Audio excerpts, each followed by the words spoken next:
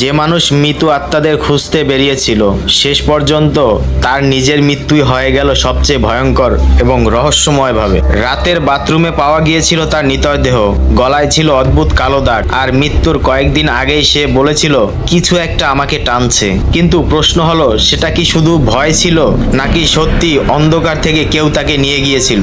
আজ জানবে ভারতের সবচেয়ে ভয়ঙ্কর অমীমাংসিত রহস্যগুলোর একটি। শুরু হচ্ছে নিষিদ্ধ রহস্য। গৌরব তিওয়ারি, যে মানুষ ভূত খুঁজতে গিয়ে নিজেই রহস্য হয়ে গেল। গৌরব তিওয়ারি ভারতের সবচেয়ে আলোচিত প্যারানরমাল ইনভেস্টিগেটরের একজন, কিন্তু মজার বিষয় হলো তিনি শুরুতে ভূত, প্রেত, আত্মা কিছুই বিশ্বাস করতেন না। তিনি ছিলেন একজন সফল কমার্শিয়াল পাইলট। বিদেশে ভালো চাকরি, অর্থ, সম্মান সব ছিল তার জীবনে। তার কাছে পৃথিবী মানে ছিল বিজ্ঞান, যুক্তি, বাস্তবতা। কিন্তু এক রাত সবকিছুই বদলে দেয়।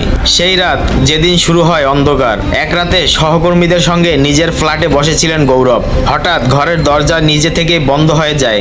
আলো কাঁপতে শুরু করে। জানালা বন্ধ থাকা সত্ত্বেও ঘরে ঠান্ডা বাতাস ঢুকতে থাকে। তারপর একজন সহকর্মী কাঁপা কাঁপা গলায় বলে ওঠে, ওখানে একটা মহিলা দাঁড়িয়ে ছিল। সবাই তাকায়, কিন্তু সেখানে কেউ ছিল না। সেই দিন প্রথমবার গৌরবের মনে প্রশ্ন জাগে, সবকিছুর কি সত্যি ব্যাখ্যা আছে? সেই ঘটনার পর গৌরব বদলে যেতে শুরু করেন।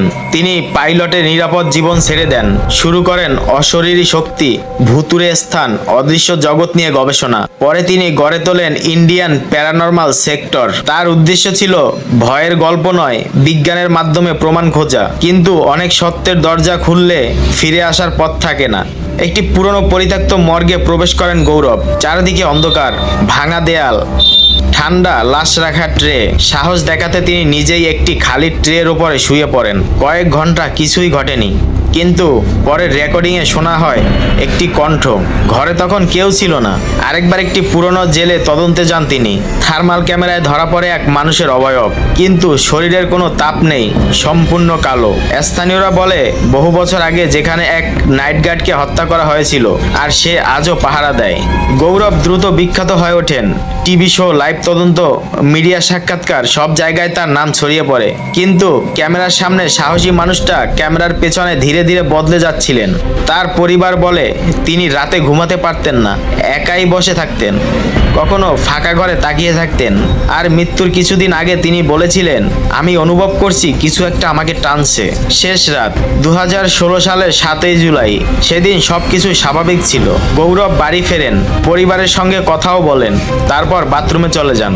মিনিট যায়, ঘন্টা যায়, কিন্তু সে আর বাথরুম থেকে বের হয় না। পরিবার দরজা ভেঙে ভেতরে ঢুকে দেখে গৌরব মেঝেতে পড়ে আছেন, নিথর দেহ। হাসপাতালে নেওয়ার পর তাকে মৃত ঘোষণা করা হয়। রিপোর্টে বলা হয় স্বাভাবিক মৃত্যু, কিন্তু পরিবার তা মানতে পারেনি, কারণ তার শরীরে বড় কোনো অসুখ ছিল না।